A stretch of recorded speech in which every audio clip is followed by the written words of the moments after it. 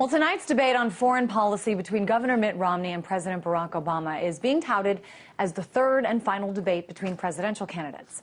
Well, in fact, it's not. The other presidential candidates will actually be debating tomorrow and also next week.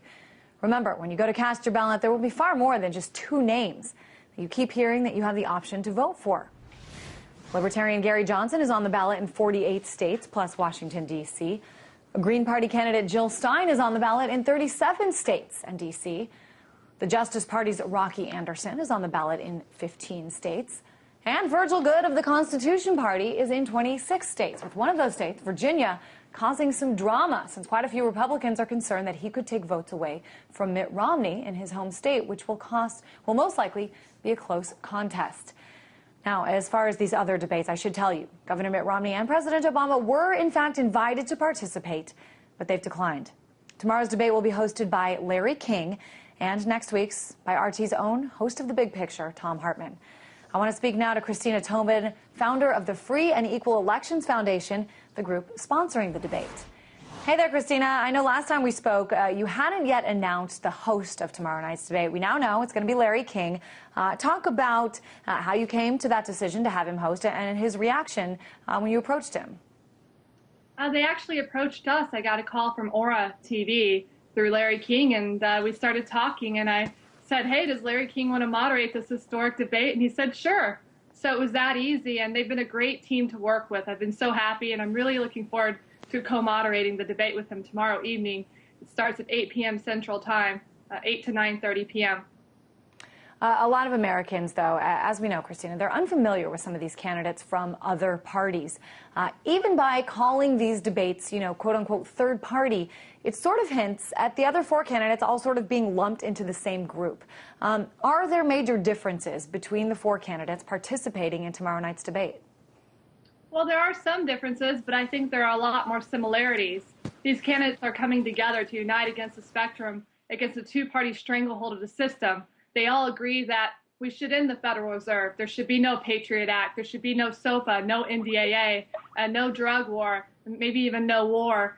So we're bringing together this discussion and shining a light on the money in politics, the money in media, and the need to open the debates. And we're doing that here at Free and Equal Elections. So you don't expect, as we saw with debate number 2 between Romney and Obama, it got a little contentious. People were joking that it looked like at certain parts of that night that one of the two was about to throw a punch. I mean, you don't expect to see, such a contentious nature tomorrow night. No, I mean, the Commission on Presidential Debates has been committing a fraud towards the voters for quite some time, as I mentioned in a previous interview, and the League of Voters, that is, says that as well as Free and Equal Elections.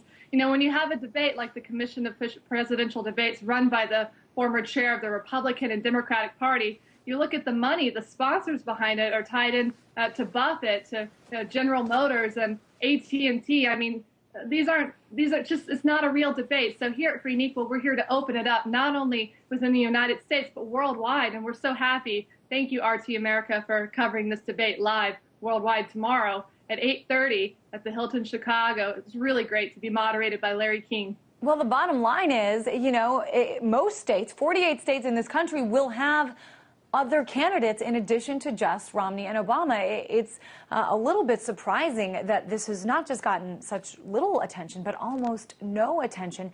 And yet, third-party candidates, they're often called spoilers. Ralph Nader back in 2000, Ross Perot in 1992. But, they weren't invited to these main debates, even in the primaries leading up to picking Romney as the Republican nominee.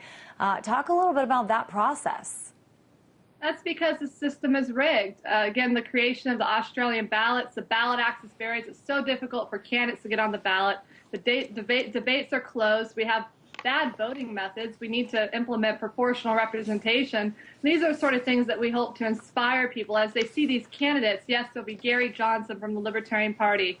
There'll be Jill Stein from the Green Party, Rocky Anderson from the Justice Party, and Virgil Goode from the Constitution Party. All these four candidates, I personally see them as individuals. I don't even think the party system works because the origins of the Constitution, our forefathers, it doesn't even mention parties in the Constitution. So I look forward to seeing the ideas discussed and seeing that common denominator. And I see a huge peaceful movement arising in 2013 of lots of kids, people wanting to run for office in the 2014 elections. But Christina, back to this notion of third-party candidates being called, spoilers. As I mentioned in the introduction, Virgil Goode, who a lot of people haven't heard of, but he, served in the U.S. Congress. He served in the state Senate in Virginia.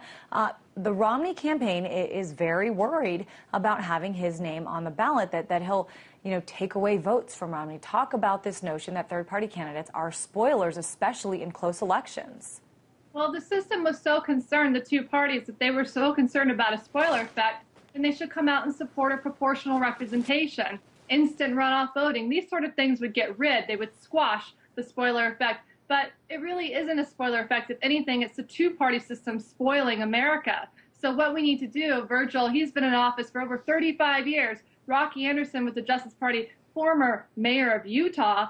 Wow, and Gary Johnson out in New Mexico, former two-term governor, and Jill Stein, amazing woman. We have really great people coming together to point out the corruption. Again, we have all these problems today because of the money in politics, the D's and R's alike, the money they get, special interests, central banks, all connected to the Federal Reserve. And we're here to break that stranglehold, this huge peaceful movement at Free and Equal Elections, working, again, with honest media like you guys and others. Oh, and we just found out just 5 minutes ago, this will be aired on television nationwide throughout the United States through C-SPAN. Yeah, and we will be airing it as well. Of course, we're going to keep our viewers. You mentioned the time, and we'll give it at the end, but we're going to be giving coverage before the debate and then airing the debate here live. Just a couple other questions for you, though, Christina. Talk a little bit about the extent to which you think these third-party candidates could affect the upcoming election. I think that there's going to be more of an effect in the 2014 races. The 2012 race is rigged. We saw what the Republican Party did to Ron Paul, for example. They would rather crash the party than let Ron Paul take over. Well, who knows what the Democratic Party would do to the Republican Party if it came to that in the November election. But in any case, as Congressman Ron Paul said himself, Ralph Nader, the congressional, the local races, the 2014 races, those are key to breaking our system. So, again, once we get through November, we're here to stay, Free and Equal. This is the beginning, and we love RT America. I was actually there last, I think, Thursday, Friday in studio. What nice staff everybody has there. You guys just really radiate. Well, I'm so glad that you had a good time. I know you and I spoke last week.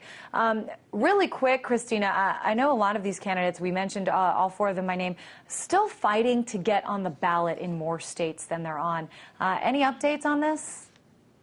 Sure. It's just another reason why the system is rigged. Those ballot access barriers are created by the two parties. And so I was the national ballot access coordinator for Ralph Nader in 2008. I would have worked for Ron Paul, it doesn't matter, across the spectrum, and oversaw getting over 500,000 signatures. Not only did I manage all the states throughout the U.S., but I was on the ground gathering signatures, coordinating hundreds of circulators simultaneously, stacks of petitions high, and dealing with all these bogus laws that, well, the third parties and independents, another reason for the two-party to waste their money, to keep them from being able to raise money for their campaign because they aren't on the ballot. So I like to drive a stake through the heart of the system. So all those candidates that are going to run in 2013, they're all going to be for better ballot access barriers, like maybe a flat filing fee. That's something, $500 to get on the ballot in Colorado, Louisiana. Well, we're here to let the people decide. All right, certainly should be interesting. Christina Tobin, founder of the Free and Equal Elections. And of course, a reminder, RT America will be airing the debate live tomorrow night. Our coverage begins at 8 p.m. Eastern with the debate itself kicking off at 9 o'clock.